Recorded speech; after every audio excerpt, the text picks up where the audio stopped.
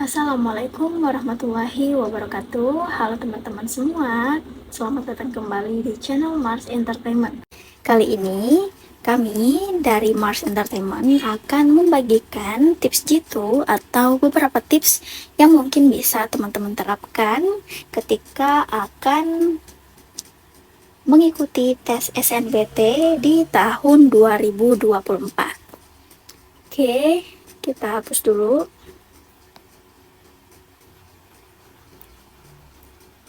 Jadi sebenarnya banyak banget cara yang bisa teman-teman lakukan. Maka dari itu di video ini kita akan kupas tuntas semuanya.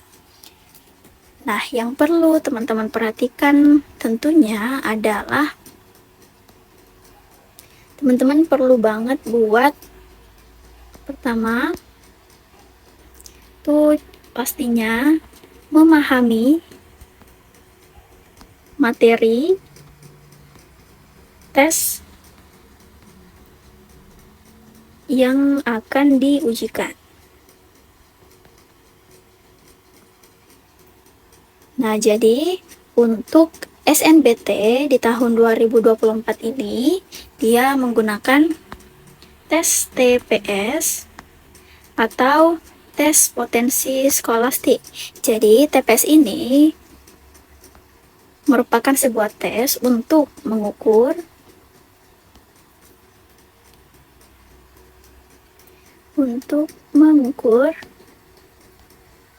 kemampuan kognitif, yang dimana hal ini itu dianggap penting untuk keberhasilan di sekolah formal, khususnya di perguruan tinggi.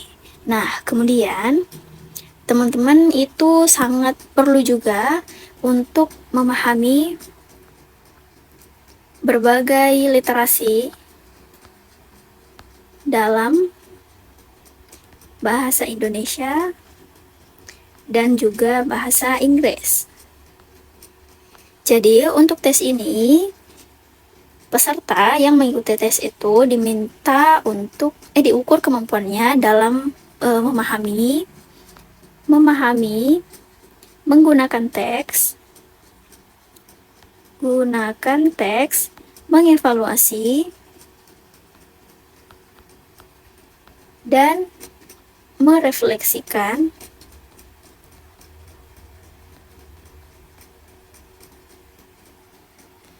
jenis teks tersebut untuk menyelesaikan masalah. Jadi untuk TPS ini udah ada dua ya. Yang pertama literasi dalam bahasa Indonesia, juga literasi dalam bahasa Inggris, yang mana teman-teman akan memanfaatkan kemampuan teman-teman buat memahami, mengevaluasi, kemudian merefleksikan jenis-jenis teks yang ditampilkan untuk menyelesaikan sebuah permasalahan dalam bentuk soal.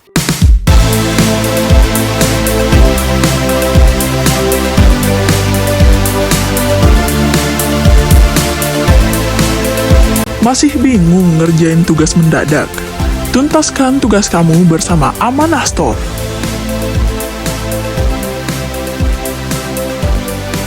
Nah, kemudian teman-teman perlu juga untuk mengasah kemampuan dalam penalaran matematika. Jadi biasanya tes-tes di TPS itu tidak hanya dalam bentuk soal yang menggunakan rumus, tapi lebih banyak soal yang menggunakan logika. Maka dari itu tadi dibahas bahwasanya TPS ini memang digunakan untuk mengukur kemampuan kognitif peserta yang mengikuti SNBT. Oke, kita lanjut lagi. Kemudian penting banget bagi kalian untuk nomor 2, memahami konsep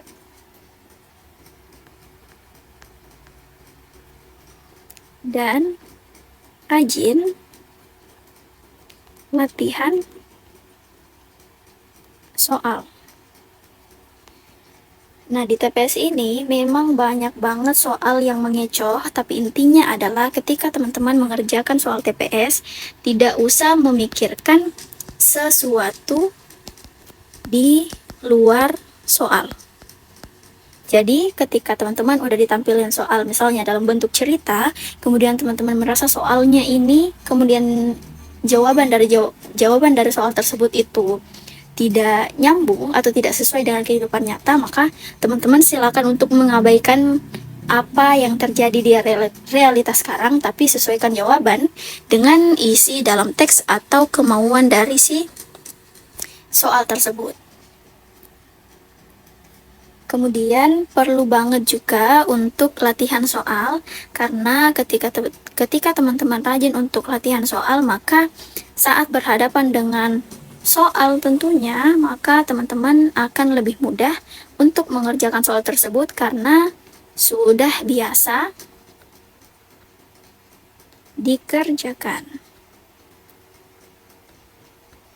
Jadi selain itu, di latihan soal ini teman-teman juga harusnya bisa mengerti maksud atau sesuatu yang diminta oleh soal, karena terkadang ada soal yang membingungkan sehingga kita memang perlu untuk memahami konsep dari soal tersebut dan kira-kira jawaban seperti apa yang dibutuhkan oleh soal yang ditampilkan. Kemudian nomor 3, tips yang ketiga,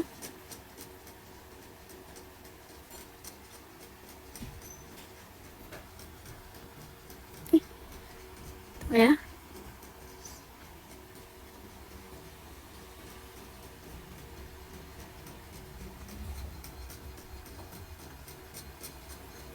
Nah, tips yang ketiga adalah try out.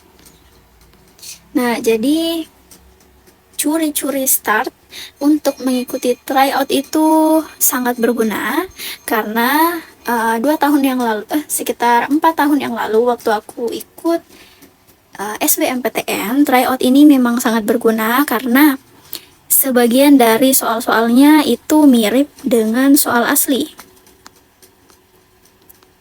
Selain itu, pastinya dengan tryout, ini ada kaitannya dengan rajin latihan soal karena pastinya kita akan terlatih dan ketika mengerjakan soal, kita udah bisa mengingat bahwa oh, ternyata soal ini udah pernah aku kerjain dan tipsnya seperti ini.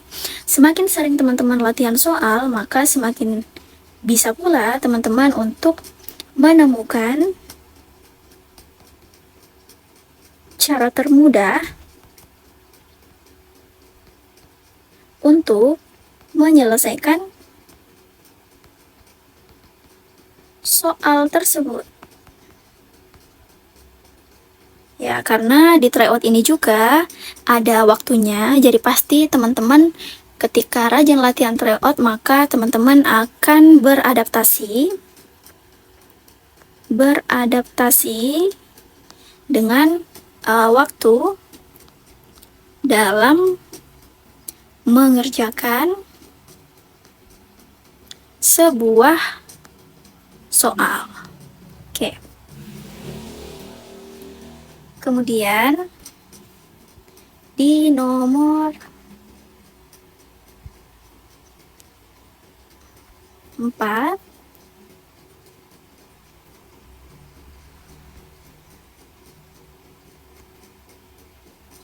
nah, teman-teman juga perlu update informasi terkait SNBT. Bisa aja ternyata di tahun ini itu teman-teman bakal dihadapkan lagi dengan yang namanya TPA misalnya. Kalau TPA ini dia pembagiannya lebih ke sains, jadi kayak mata pelajaran fisika, kimia, biologi, dan seterusnya.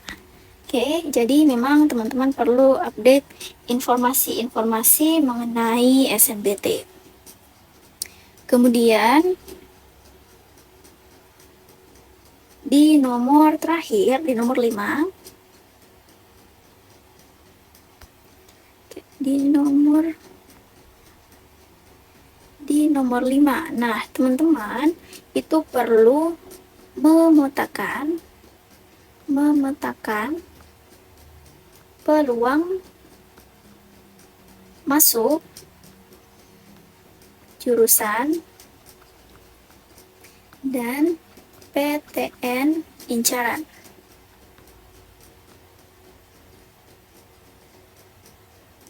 Jadi, pastikan dalam memilih jurusan, teman-teman itu memilih jurusan tersebut karena memang sesuai dengan peminatan. Ini sesuai dengan peminatan dan rencana karir ke depannya.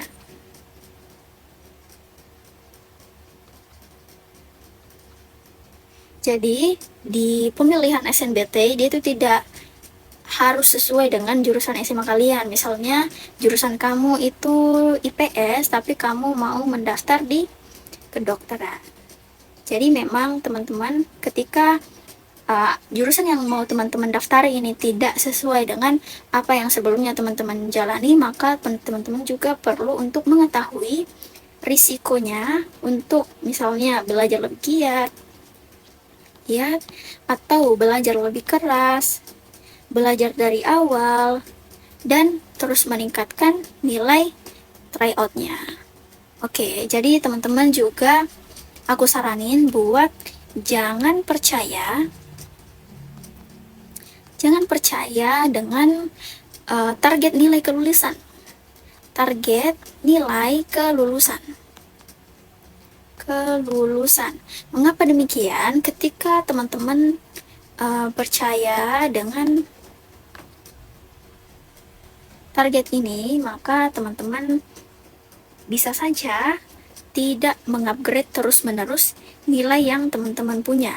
Padahal SNBT itu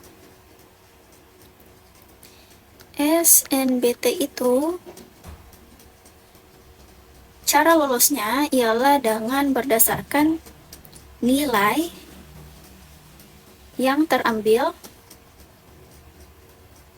sesuai dengan banyak kuota yang disiapkan oleh perguruan tinggi. Misalnya nih, teman-teman dapat informasi kalau untuk mendaftar di kedokteran yang ada di Unhas, teman-teman perlu nilai 650 misalnya. Saat tryout, teman-teman mencapai nilai ini dan teman-teman malas lagi untuk melakukan tryout berulang kali. Setelah teman-teman melakukan tes, ternyata peserta lain atau pendaftar lain yang ada di kedokteran Unhas itu rata-rata memiliki nilai 780-an atau 750. Sehingga ketika kuota orang-orang yang memiliki nilai yang mendekati dengan ini, kemudian teman-teman hanya punya nilai segini karena nilai ini sebagai patokan, maka tentu itu akan mengurangi peluang lulusnya teman-teman di jurusan yang teman-teman inginkan. Oke, jadi yang paling penting adalah tetap optimis dan tetap rajin untuk melakukan latihan-latihan soal, entah itu dalam bentuk di awal latihan soal seperti biasa 1-2 butir atau sampai 10 butir, kemudian teman-teman mulai mengupgrade target teman-teman belajar dengan menggunakan tryout supaya lebih mudah untuk beradaptasi dengan waktu yang disediakan saat melakukan SNBT, maka teman-teman pastinya nanti akan mendapatkan hasil sesuai dengan apa yang teman-teman usahakan saat ini.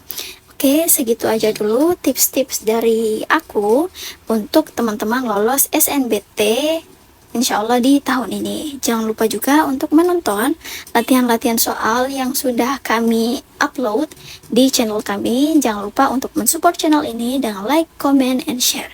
Oke semuanya, terima kasih. Assalamualaikum warahmatullahi wabarakatuh.